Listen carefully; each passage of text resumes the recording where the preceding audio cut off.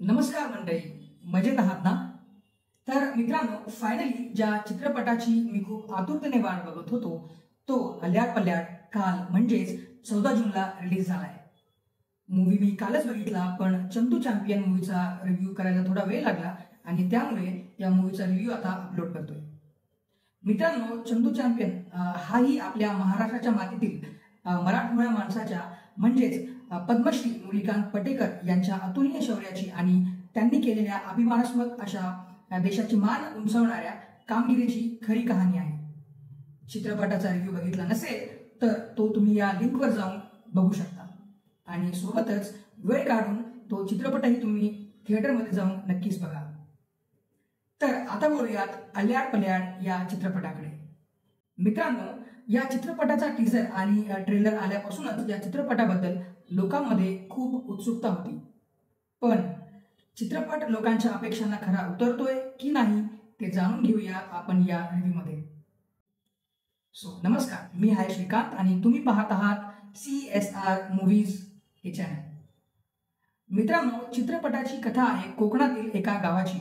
या गावाची एक खूप जुनी आणि अजब अशी प्रथा असते, ज्या प्रथेनुसार गावात वर्षातील 3 दिवस कुण्याही माणसाला जाण्याची परवानगी नसते.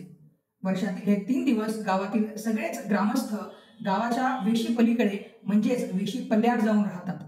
कारण हे 3 दिवस वेशीच्या अल्याड म्हणजेच गावात भूतांचा संचार असतो आणि म्हणून चित्रपटाचं नाव आहे अल्याड पल्याड. आत्म्यांच्या भ्रमणाचा काळ असेपर्यंत वेस सोडून कोणीही आत जाता कामा नये. अनिष्ट संपर्क.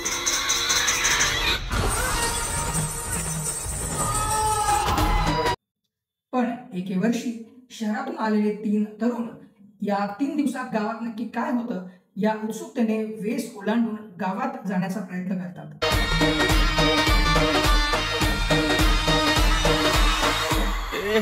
ती पोरगी खरंच कोण होती? नाहीचा आत्मा. आणि त्यांच्या या धाडसामुळे काय काय घडतं, 3 दिवस गावाच्या बाहेर राहण्याच्या या अजब प्रथेचं रहस्य नेमकं काय आहे आणि त्याचा उलगडा कसा होतो हे या चित्रपटाचं कथानक आहे. तर ही होती चित्रपटाची कथा. आता वळूयात चित्रपटाच्या स्टारकास्टकडे. चित्रपटाच्या स्टारकास्टबद्दल बोलायचं झालं तर चित्रपटात सक्षम कुलकर्णी, भाग्यम जैन, सुरेश विश्वकर्मा, चिन्मय उदगीरकर, संदीप पाठक, गौरव मोरे आणि मकरंद देशपांडे या सगळ्यांनीच खूप उत्तम अभिनय केला आहे. मकरंद देशपांडे यांनी साकारलेला अर्धवट सिद्धिप्राप्त असलेला बाबा जसा ट्रेलरमध्ये दिसतो त्याहीपेक्षा खूप वेगळा आहे आणि तो त्यांनी खूप उत्तमरित्या जमवला आहे. त्यांच्याशिवाय गौरव मोरे, संदीप पाठक यांनी हॉरर कॉमेडी या जॉनरमध्ये सक्सेसफुली एक्झिक्यूट होण्यासाठी लागणारी कॉमेडी शेवटपर्यंत जिवंत ठेवली आहे आणि त्यांना भित्र्या सक्षम कुलकर्णीने चांगली साथ दिली आहे. पण मित्रांनो, मूवीचा सरप्रायझिंग फॅक्टर होता दिग्दर्शक प्रीतम SK पाटील.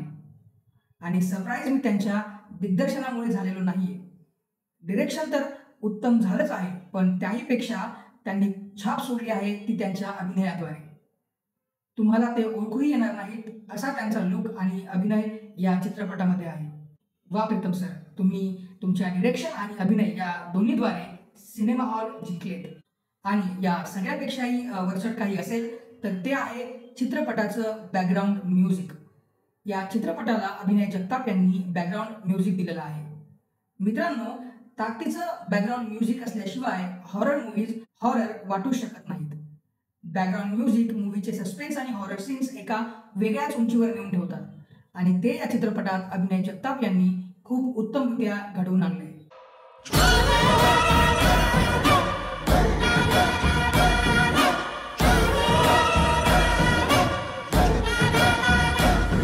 तर मित्रांनो, एकंदरीत बोलायचं झालं तर मला हा चित्रपट खूप आवडला आणि जेवढ्या उत्सुकतेने मी हा चित्रपट बघायला गेलो होतो तेवढंच मनोरंजन हा चित्रपट करून गेला. मूवीमध्ये सुरुवातीला एक आयटम सॉन्ग टाकण्यात आला आहे ज्याची खरंच गरज नव्हती. गाणं वाईट आहे असं म्हणणार नाही, पण मूवीमध्ये त्याची गरज वाटली नाही.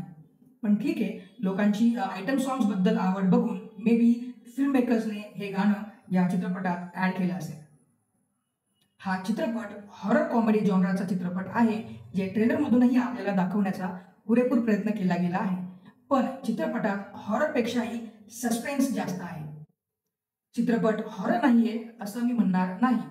चित्रपटात हॉरर सीन्सही बऱ्यापैकी आहेत, पण त्याहीपेक्षा सस्पेन्स जास्त आहे आणि तो शेवटपर्यंत टिकवण्यात दिग्दर्शक प्रीतम एस के पाटील यांना यश मिळालं आहे.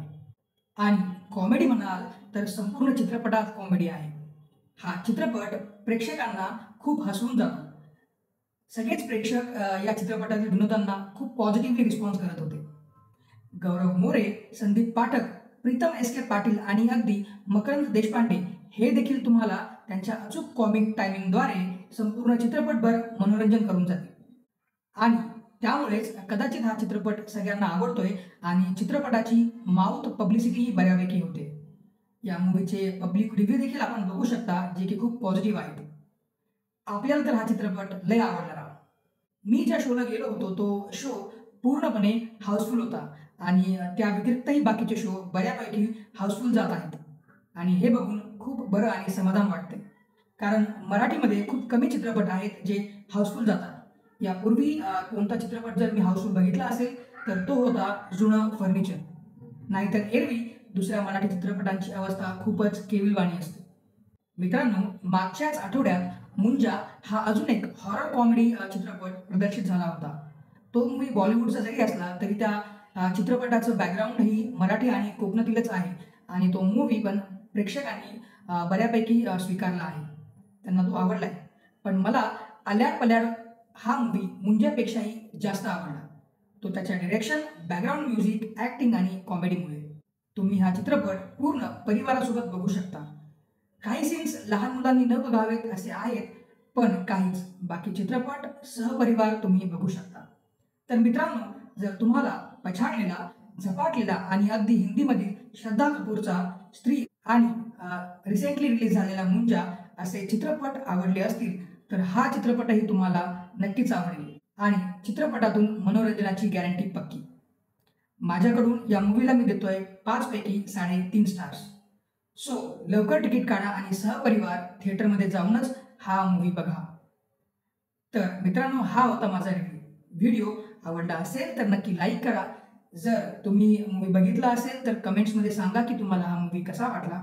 आणि सगळ्यात महत्त्वाचं, चॅनलला सबस्क्राईब करायला विसरू नका आणि मराठी चित्रपटांना फ्लॉप होऊ देऊ नका. Thanks and take care guys.